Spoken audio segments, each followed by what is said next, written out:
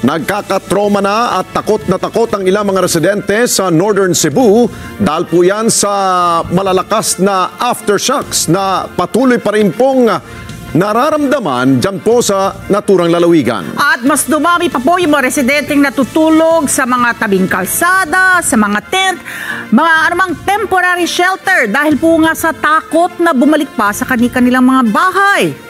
At kaugnay niyan, minamadali naman ng mga ahensya ng pamahalaan ang pamimigay ng relief goods at tubig dahil ang ilan po sa kanila ay nangihina na sa gutom.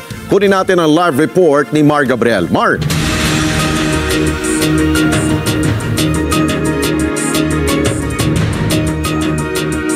Alex, binisita natin kanina itong San Remigio at itong Medellin na mga kalapit na bayan nitong Bugos City.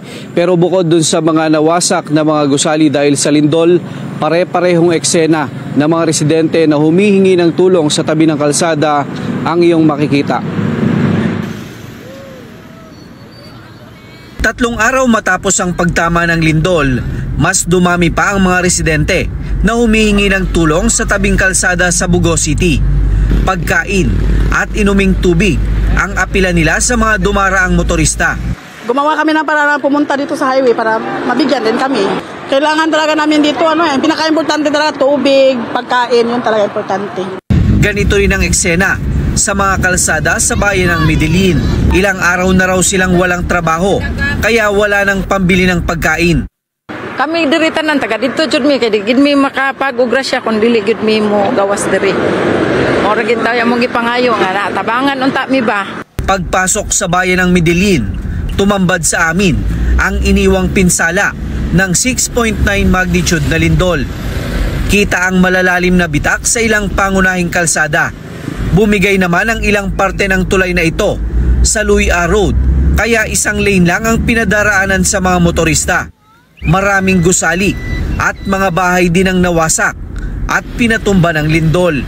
Sa datos ng Medellin Municipal Government, 14 ang namatay habang 64 na kababayan nila ang nasugatan. Marami sa mga residente ang nakatira pa rin sa mga tent at temporary shelter.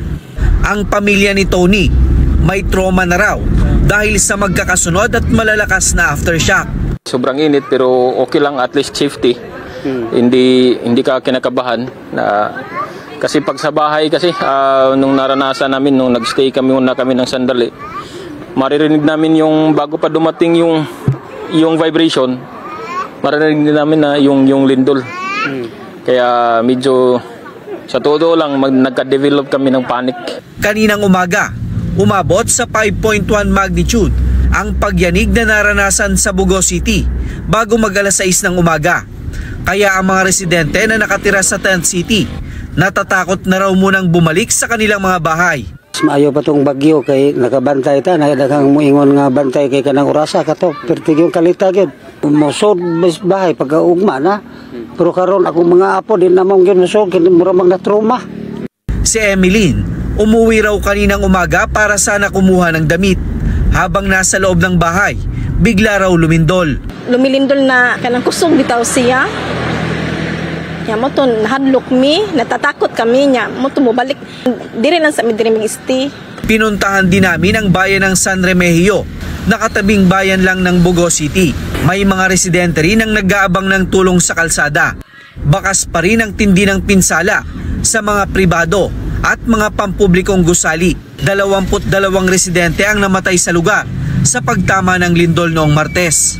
Sa San Remigio Sports Complex, kung saan 5 ang namatay, nagkalat pa rin ang mga debris mula sa nagkulaps na biga at mga nabasag na salamin.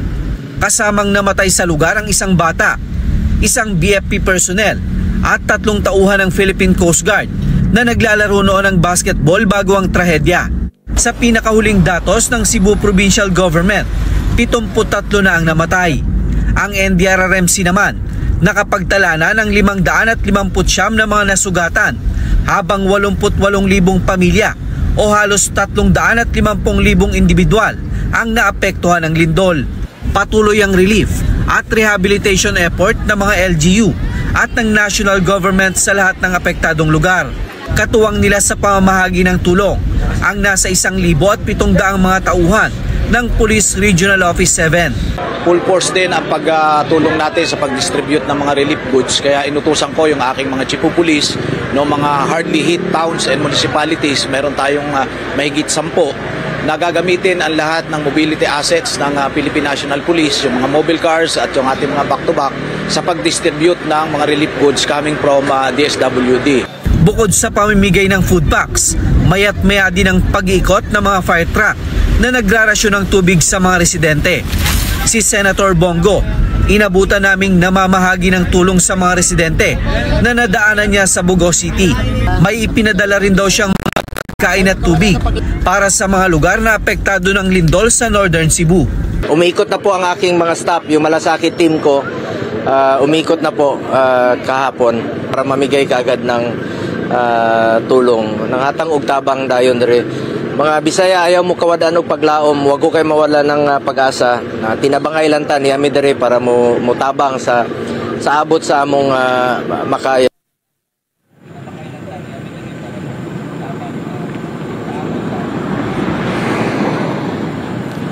Alex, balik na yung supply ng kuryente sa ilang mga lugar dito sa Bugo City at sa iba pang mga karatig bayan. Habang isinasaayos naman na ng mga local water utilities yung kanilang mga linya para maibalik na rin ang supply ng tubig sa mga susunod na araw. Alex? Okay, Mar, inaamin ba ng ilang lokal na opisyal dyan sa ilang LGUs na tila wala bang sistema sa pamamahagi ng tulong o yung mga relief goods at tubig sa ating mga kababayang na biktima nitong lindol dyan?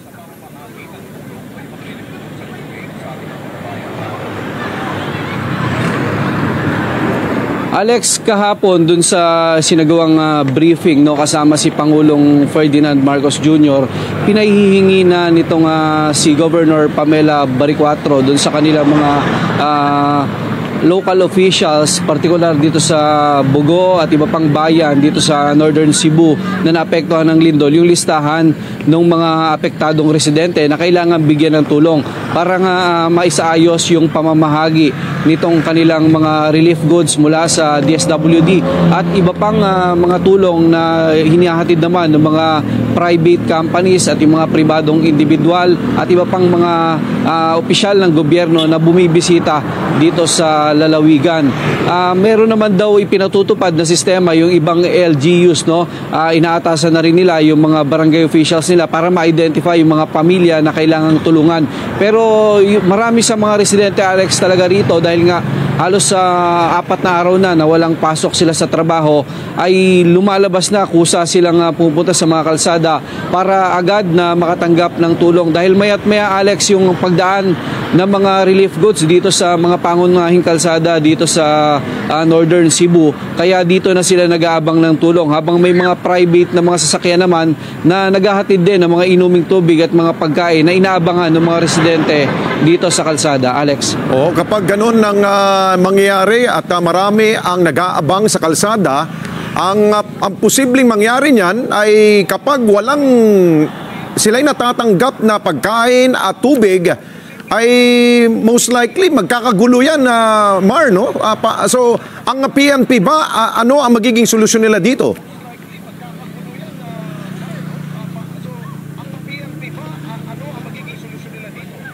Yun nga ang iniiwasan, Alex, ng mga otoridad, kaya mas minababuti nila na magsagawa ng distribution kagaya nung inabutan natin kanina sa bayan ng San Remigio kung saan yung isang covered court doon, doon isinasagawa yung pamamahagi ng mga relief goods. Pero itong mga kababayan natin talaga hindi natin mapigilan. Siguro nakikita nila na ito yung mas mabilis na paraan para direkta na makatanggap sila ng tulong. Kung makikita mo, Alex, sa likod natin, gabi na, walang ilaw dito sa kalsada, delikado talaga. Pero yung mga kababayan natin dito, ayan, matyaga silang nag-aabang sa mga dadaang motorista. At Alex, pagka may sasakyan nga na huminto rito, talagang dinudumog agad ng mga residente rito dahil akala nila magbibigay sa kanila ng tulong. Pero marami rin naman ng mga motorista na hinihintuan talaga sila at kahit paano ay nag-aabot sa kanila nung kanilang mga pangailangan, partikular na ngayong pagkain at mga inuming tubig. Alex. Okay. Sige Mara, maraming salamat sa iyo mula dyan sa lungsod ng Bogo sa Cebu Province. Ingat muli at babalikan ka namin kung anumang mga pangyayari pa dyan sa iyong kinatatayuan ngayon. Maraming salamat.